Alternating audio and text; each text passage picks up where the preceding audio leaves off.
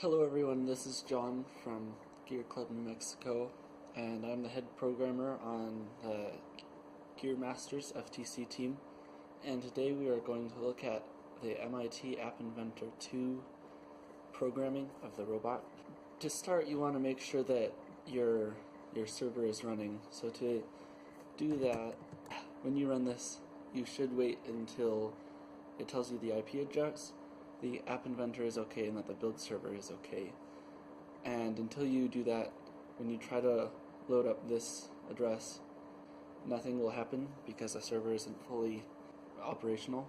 Once you have this all running, and you should follow the guide on the FTC website to install this, you are going to go to this IP address, :48. And then once you go to that, it'll bring you to this page. If it's your first time running it, you'll probably start at this screen. You can just leave it as test at example.com, it doesn't matter. You don't need to sign in as an administrator. I never have. And then you just log in. So once you do that, if you don't have any projects, this won't happen. It opens your most recent project automatically. But we're going to be starting a new project, so we're going to go start new project, and we're going to have to give it a name. So I'm just going to do video example. Oh, and we can't have spaces. So to start, we're going to need to drag this FTC robot controller onto the screen. This basically helps set everything up. I recommend that you do it first. And then you're going to need to name a configuration. When you run the program on the phone, the default configuration is MyBot, and that's the one that it'll automatically load. So when we had ours named something else, we had to manually, every time we restarted the phones, activate the configuration. So I recommend you keep your configuration named MyBot. And then once you have this here, you can do other stuff. I recommend for screen 1, just so that you know your phone is yours, you set a background color. You can also do this in the programming, but it's good to just set a good background color. Don't do a dark one like blue. We always do yellow, and that way we can tell it's ours. But when we're actually running the driving part of the program, we have it so that when we go into different modes, for instance, we have a fast mode and a slow mode and a normal mode, when it goes into the fast mode, it makes it red because it's like a little scary, and then I think slow mode is green and it's normally yellow. And so that just helps you be able to know how to do things like that. It's just something cool. So then once you have this enabled, and once you keep all of this stuff the same, just leave it like that. It's usually good to leave it. Then we're going to need to make an op mode. For most people, their op mode will be linear for their autonomous, and we're going to start with the autonomous because usually that's what's most mysterious. I can tell you from experience that when I first started, the linear op mode was very hard.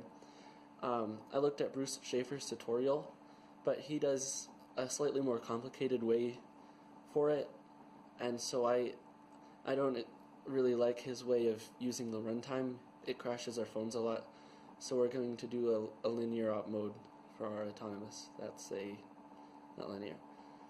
So we're going to drag a linear op mode to our screen. You won't see it, it'll just plop down here, and then we're going to want to rename it. I'm just going to do my first auto for my first autonomous, and then that'll rename it here. This is what will be referred to in the programming, in the blocks mode, and then you have to name it something here.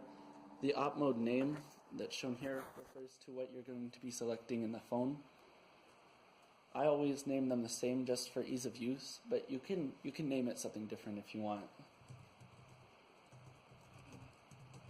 So my first auto, and we have to select it as autonomous, and that'll show that everything is good. Now, how to save. It's good that we go over this early on. You go to Projects, Save Project, and that will save it to the server. But another thing, if you have a problem with a server, you can go to Projects, Export Selected Project.aia to my computer, or Export All Projects. This is good because when you export it, you can, if you have a problem and you have to rebuild your server, you can import the AIA from a computer. If you wanted to use another person's program that you found on the internet, you could use a repository, but most people don't upload theirs to a repository, so it's just good to upload it from your computer. So now that we have a autonomous op mode, we need to be able to let it do things. So I'm going to drag 2 motors,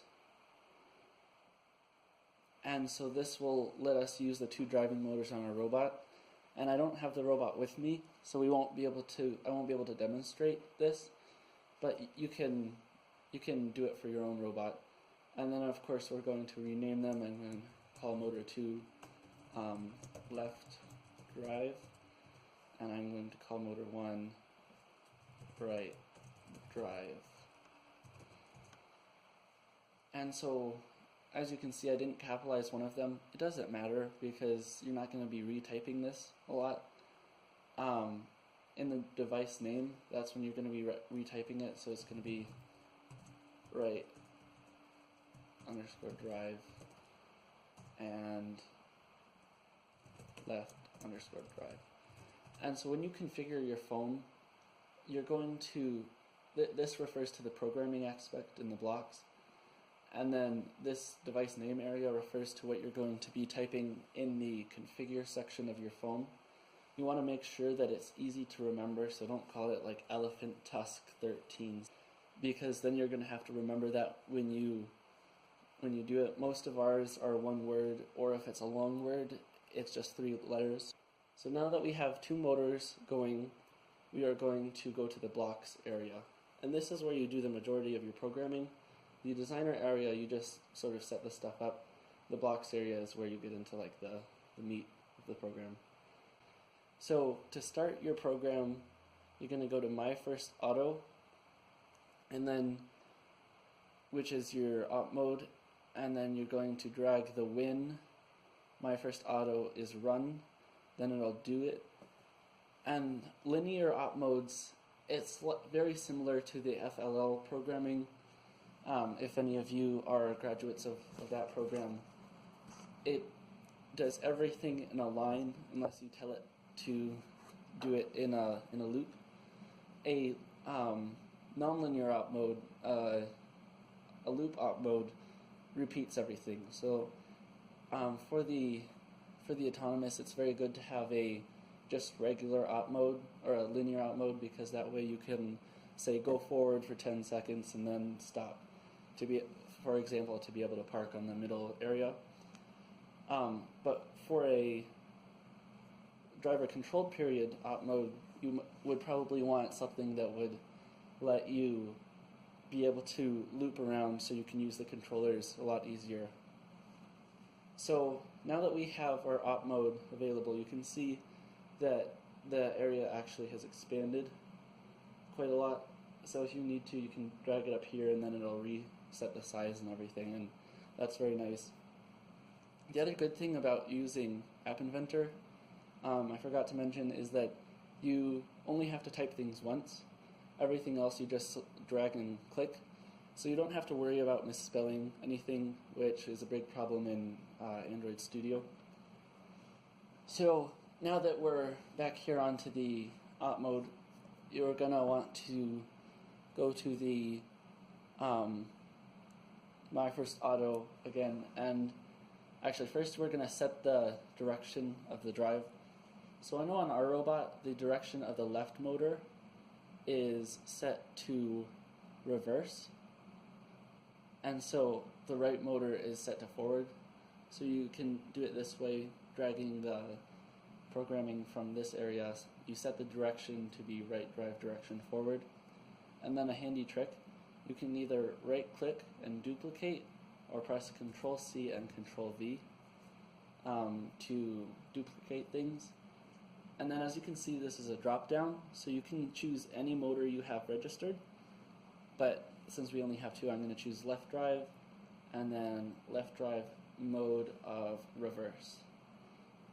So that'll just, the reason we do it this way is if you didn't do it, you can set the power of the right motor to be 1 and the power of the left motor to be -1, and that works and everything, and it's okay, but this way is a lot easier to program later on. And so I recommend that you start it this way so you don't have to go back and fix all your programming later when you realize you need to do it. So now that we set the motors to go in the right direction, we're going to set their power. So to do that, you scroll down to Set Right Drive Power, and then it's asking for a number. To do a number, you go to the Math section, and then you select this block. This block you can type anything you want in. You can set it to like 1,000,000 if you need to, but motors will only, you can go above 1, but it won't set the power to anything above 1. So I know for our robot, since it's geared, we want it to be at a power of about 0.5 for each of our wheels. If you have it at 1, it'll just go too fast. So we can set the power to be 0.5, but actually this is the part of the program where we want the robots to not move, because when you press, this is when you select the robot, the op mode, and press init, and you don't want your robot to do all of the running while it says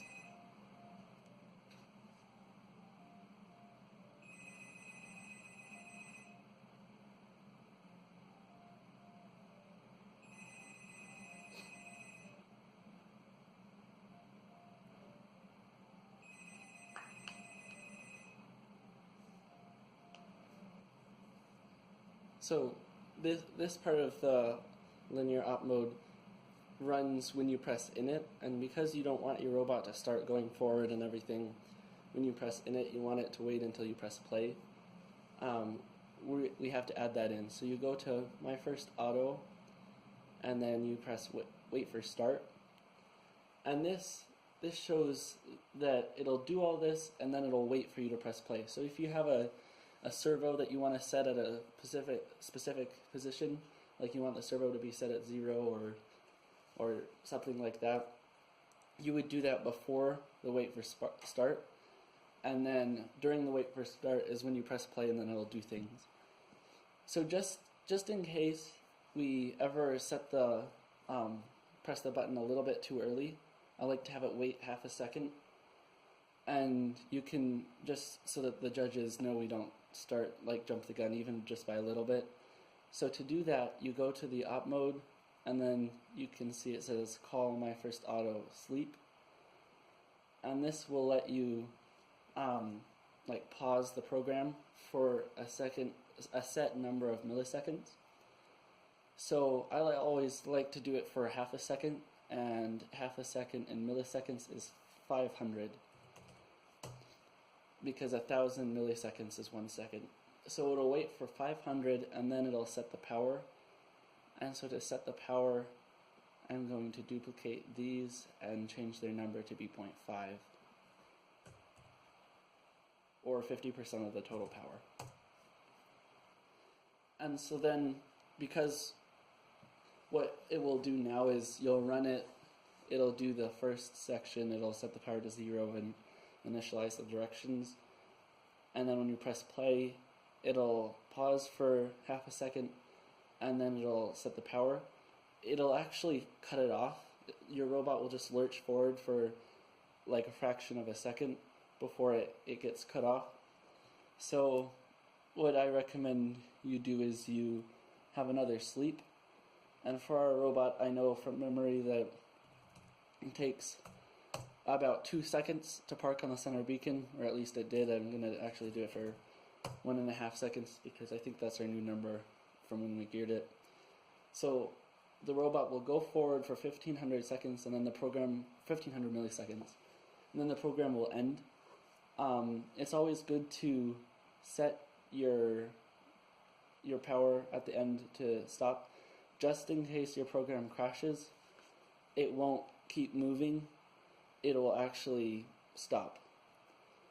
And in this, everything should work, but because you're sort of blindly running it, you can't see exactly what step it's on, so that's when we go into the telemetry data. This is good because on the driver station phone, it will send little bits of text to the bottom part that's usually black. For instance, if this was the driver station phone, this part would look different, but then at the bottom it would have black here where you can make text show up. So to do that, you go to procedures, or not procedure, you go to the FTC Robot Controller 1, and then you scroll down to telemetry, add numeric data or text data. For this one, we're going to be using text data because it's just a better application. When we use our driving op mode, we're going to be sending numeric data so we can tell it what the power is, but text data will work great for this. So we are going to get a text value from the text tab, and then right here lets you drag it in, and this is just like a number. You can put in whatever you want. So I'm gonna take a trick from Bruce Schaefer and have a mode area. I'm going to call it step though, and then because we just initialize it, we haven't actually started it, I'm going to name it init. And so what it'll send that out, and then we need to update the telemetry, and that's just something that you don't normally have to do with op modes, regular op modes, but for linear op modes you need to manually update. So go to FTC Robot Controller 1 and then call an update telemetry right below it. So then it'll send something that says step : init, and that'll be the part of the part that shows. Then when we have it starting, I'm going to, after it waits for the start, I'll have it be the step of start, and then it'll go on, it'll do this, and then at the very end I want it to have a step of stop. So this is a very basic program. It can be used for just going and parking on the center.